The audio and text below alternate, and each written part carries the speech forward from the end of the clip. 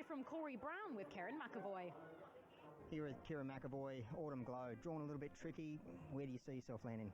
Yeah, it's an interesting one. Magneteer comes out, which probably takes a little bit of speed out of the race, but she's a filly that's going first time to the mile, so I have to keep that in mind. But with a good getaway, I think she's got the option to be somewhere in the first 4 or 5. All just depends on what sort of speed is put on and what a few of the other runners do underneath me. What sort of feel does she give you to watch her in a gallops between races? She looks just this powerhouse horse. Yeah, she's got a good attitude and an amazing amount of ability. So, she's got 54.5 on her back today, which is enough weight, but she gives you a very good feel. She's pretty push button, and that turn of foot is there sort of straight away whenever you need it. So it's a good attribute to have going to a mile the first time. You're riding Birdman in the Metrop. How's he pulled up after his last one? Great, yeah. Sat on him on Tuesday. He's probably got to be a little bit quieter today from that wider gate, but overseas he's been ridden quieter and been effective also. So sets out to 2400. Look, it's an open race. You can make a case for a lot of them, but he's in good form, the horse, and if we can just offset that gate and get a good run, I think he can be in the finish. Best luck. Thank you. Okay, runners are in the yard for the Epsom behind us, but before we move on to that race, Tim Ryan, what have you done with the Everest after the premier win by Briasa beating Jimmy Star? Well, we've actually done very little, to tell you the truth. 160, I've resisted the temptation to turn off Karying Rising. We've left him as a $1.60 chance. Briasa, we've left him as an $11 chance. He sits there as third pick. I think back to the start before, Jolly Star handled him quite well, so I wanted to leave Jolly Star second pick at 8. Briasa stays 11. Jimmy was really good, but we've also left him as a $15 chance there. He sits on the 5th line of betting, and poor Harry, it looks like his Everest dream might be over. 17 out to $51, but he's starting to look like an unlikely starter on Everest Day. Ronnie, I don't see how they can run him in the slot now. Yeah, where do they go though? They've just given Magic Time away to someone else. They've given so where does Yulong go? Yeah, well, this is interesting. Yulong, they've picked in their slot Private Harry, who's now gone by the wayside, we think. But in the meantime, 2 of their horses have found other slots, Angel Capital and Magic Time. I believe they own 10% of Charmstone. Is that right? Oh, okay. Yes, that's right. They did buy her online. I forgot about that. So they could maybe move her in there. Yes. She's a $26 chance. Yeah. I mean, she's expected to be very close to getting a slot. Yeah. Mulberry might have even been looking for her. What about Jedi Beale? Has he... He may have done enough. It's a matter of doing your figures. If he beats half the field down and you own the slot, you're not going to do any money. No. Yet if you're doing deals, you've got to give half away. That's right. It mightn't be as viable when we've got such a dominant favourite. So that's up to them to, dot their I's and cross their T's. Run their horse and not share the slot money. Yeah. Okay, let's go up to Darren Flindell in the broadcast box ahead of the Tab Epsom. Yeah, no disrespect to Autumn Glow. She's an outstanding mare and she'll probably win this. But I just can't let Peer go out at $10 or better untouched. I think he's a great each way bet, the Kiwi. He got home really well over an inadequate distance behind Autumn Glow there first up.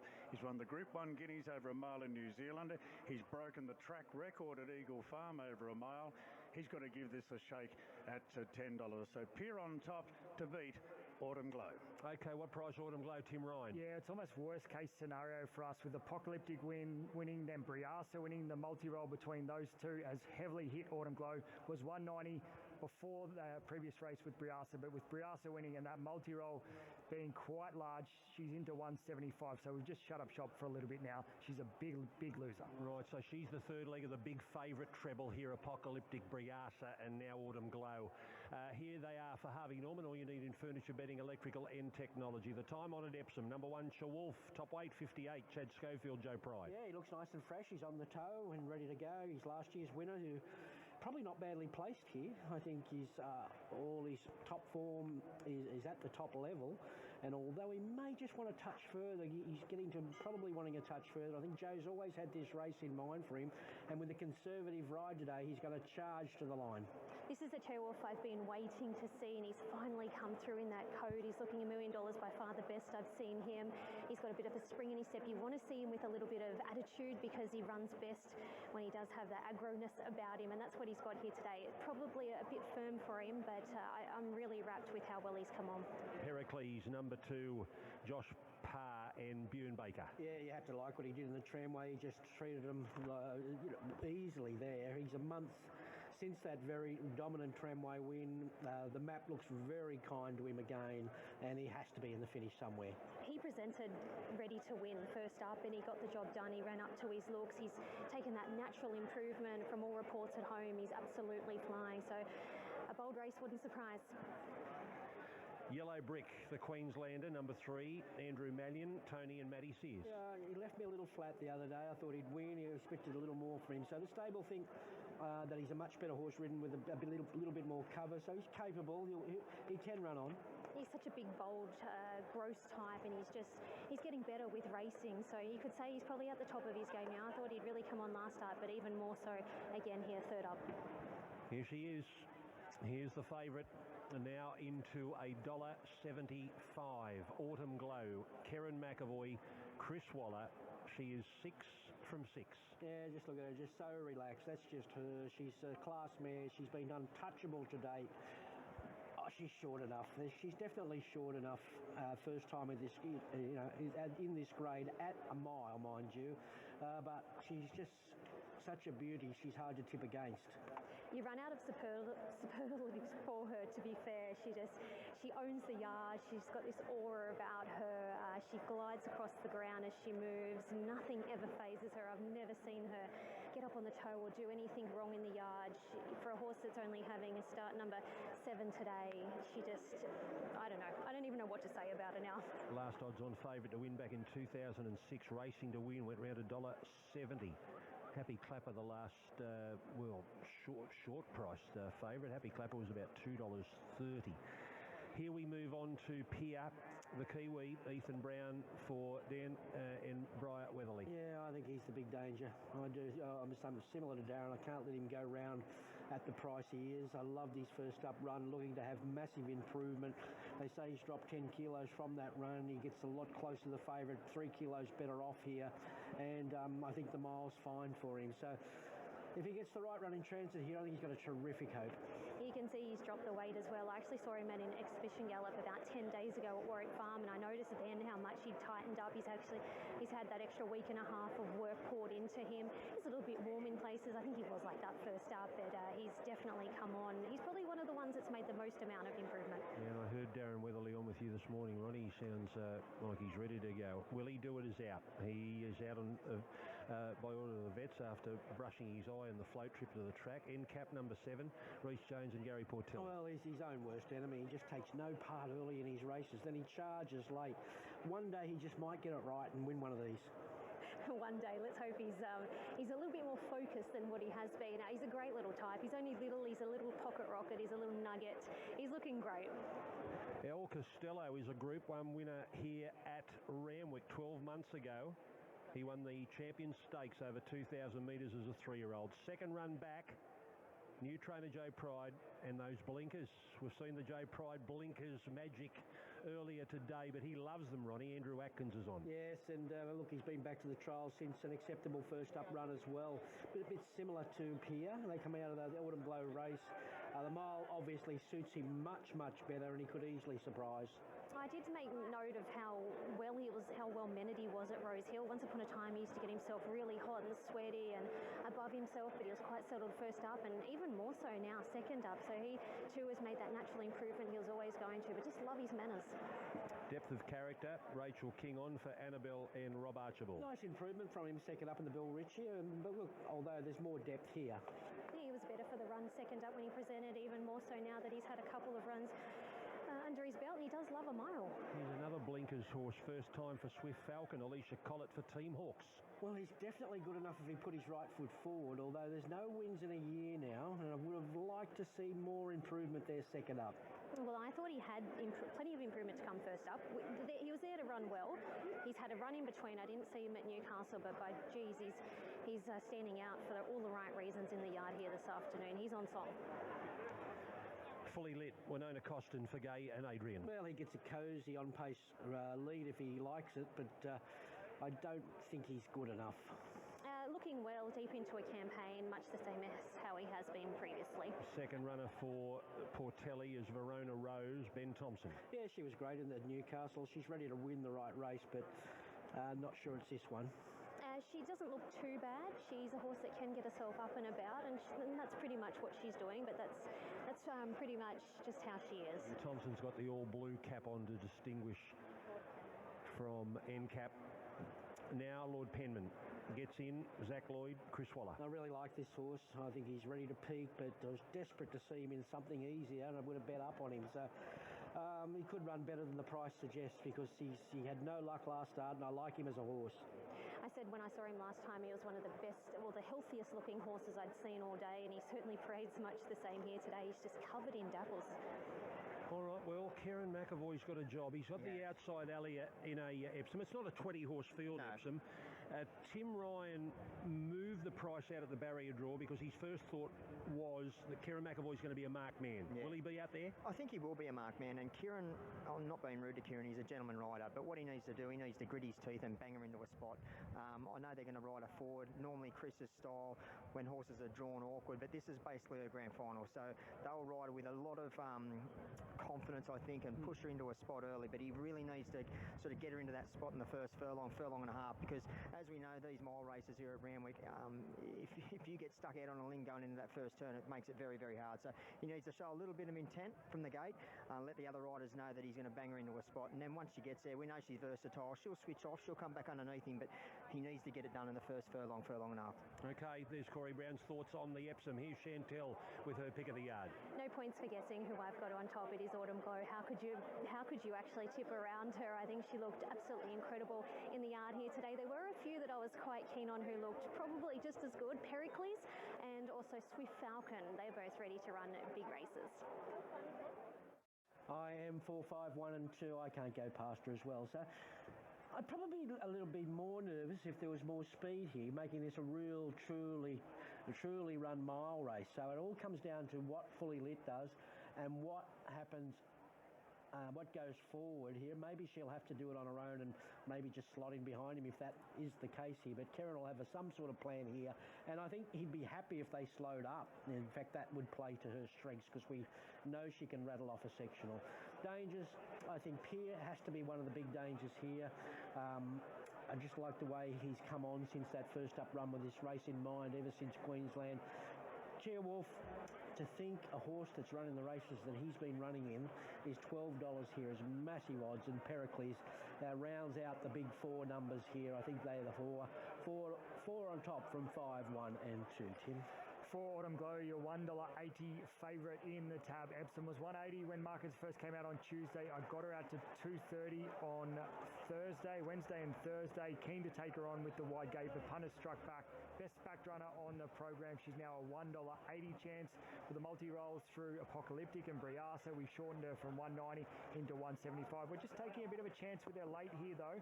We've gone top odds. We're top price anywhere in the market. 180 on a 175 NOP. She's a bad loser for us, but just think she's too short at that 175. So 180 with tab, best price in the market. Small firm late here for Pericles. He's been 8 into $7.50. Punters have spec'd Pier, 13 into 10 today. Swift Falcon, the other one that's seen a bit of support, 15 into 12. No money at all for KO Wolf. He's been $8 out to 12 this week. And El Costello, another firmer there, double figures, 26 into 16 this week. He has supporters, but popularity-wise, it's all about the favourite, Autumn Glow. 65% of the total hold, even more through multis. But tab, take her on here late, 180 on a 175 NOP. The 8th of the day, this is the Epsom, the tab Epsom. So it sounds scary when you say she's drawn the outside barrier, but in numbers, it's only barrier 12, Corey. It's only 12. It is only 12, but like we said in the pre-parade, Rads, there's 11 other jockeys drawn inside of it. All looking at Kieran McAvoy. All watching Kieran McAvoy, and obviously not giving him that easy way. Here she is. The favourite moves in Autumn Glow. We're set for the tab Epsom. Here's Darren Flindell. To her magnificent career. There's the light, and we're ready to go. The tab Epsom of 2025. Racing now, and Autumn Glow began nicely from the wide draw. There's plenty of pace there. El Costello's very handy. Pier going forward together with Pericles. Not too far from the action then was Verona Rose, just easing back as Fully Lit is pushing through now, looking for the lead. So it's Fully Lit just in front, coming across Autumn Glow, and Pier getting keen between them in third. El Castillo fourth on the rails. Then came Pericles, Death of Character, Verona Rose. Chael Wolf settles back in the field from Yellow Brooks with Falcon down on the fence from Cap.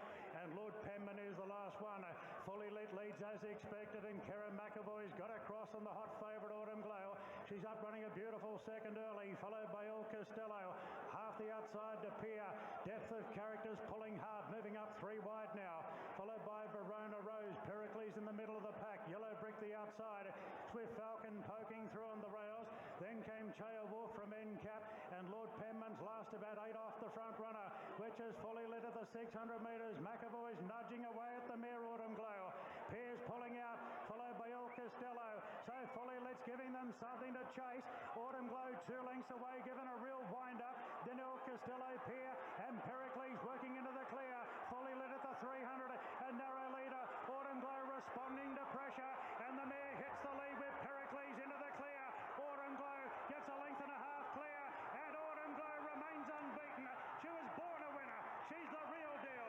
Autumn Glow goes on to win her 7th race from as many starts, beating Fully Lit and Pericles. Swift Falcon rattling home again. Further back to Pier, Verona Rose, Lord Penman late from El Costello, then Yellow Brick. Further back to Cap, Depth of Character keen in the run. Chael Wolf towards the rear. All hail the new queen. 7 out of 7. 10 years since Winks won the Epsom. Another out of the Wallace stable. He's on a streak. This one has never been beaten. At a 7th start, she wins the Group 1 over the mile, a handicap. Karen McAvoy riding her like the best horse in the race, and she was. She clearly was. We wait for the time on a track that's very fast today. Fully Lit Brave in second. Pericles in third, and that's Swift Falcon back and forth. Yeah, it looked, actually, we can't wait to analyse the time. It looked an absolute gift. It's the 2 on-pace runners. McAvoy did the right thing. Fully Lit didn't go out as hard as we thought he would, and he's actually had the hide to fight back and run second there. That tells you how steady they've gone in that race, and they've probably rushed home. Pericles great. Swift Falcon probably really good from the back when we pull it all apart. But as it turned out, best horse for sure, but did get favours as far as they didn't go really hard up front. Yeah, Ronnie, he was given the best ride by Karen McAvoy, she was. He just let her coast across. Obviously, she was very quick out of the gate, settled up outside the lead, but then where I think he really won the race is coming down around the half-mile, 900-metre mark. They took the speed totally out of it. It's visible on the replay. You'll see the speed slackened, but gee, what a horse. What do we got? We'll bring you Karen McAvoy and Chris Waller in a moment. Scenes from Sydney there, and isn't she amazing, Autumn Glow, Maxie? Yeah, she was under a lot of... She had to offset that gate, and she was out like a fart in a bottle. She was quickly out the gates, and I thought, well, I'm going forward. And, we just had to work along the back to get across, and then she come back under me. I was pretty happy from the 1,000 onwards, and I was a little bit worried around the corner, just at the 600. She sort of fully lit straight off, and steady go. She just sort of come off the bridle a little bit quicker than what I thought, but to her credit, she got on her fresh leg turning in and straightened up, and then was away. So full credit to the Waller team, and I appreciate the support by them to get the opportunity. Obviously, J-Mac had to go to Melbourne, but it's nice to win these big races in well-known colours, and for a big team, it's just exciting to be winning a major on a big day. Yeah, for sure. And you've obviously had a couple of race day sits on her now, and she is only so early in her career, which is what's so exciting. But does she give you any indication of what her pet trip might be? Yeah, it's a good question. We still don't know. I'd nearly say that she's a sprinter miler. So it'll be interesting to see how far she gets out in trip. She's just got that brilliance, So, Chris might try later on, but the trouble with that is you're a chance to lose your street. You pick a fence, so it's a nice problem to have. For sure.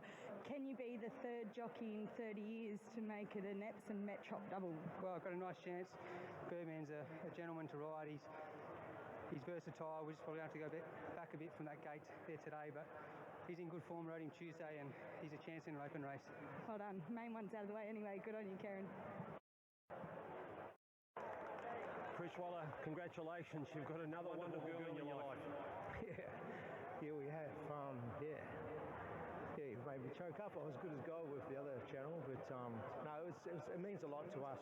Obviously, she's a very talented horse, but it's all about Group 1 racing in my eyes and for future generations. So it was so important to get that box ticked. That was the biggest relief, and I think the next run will be fine.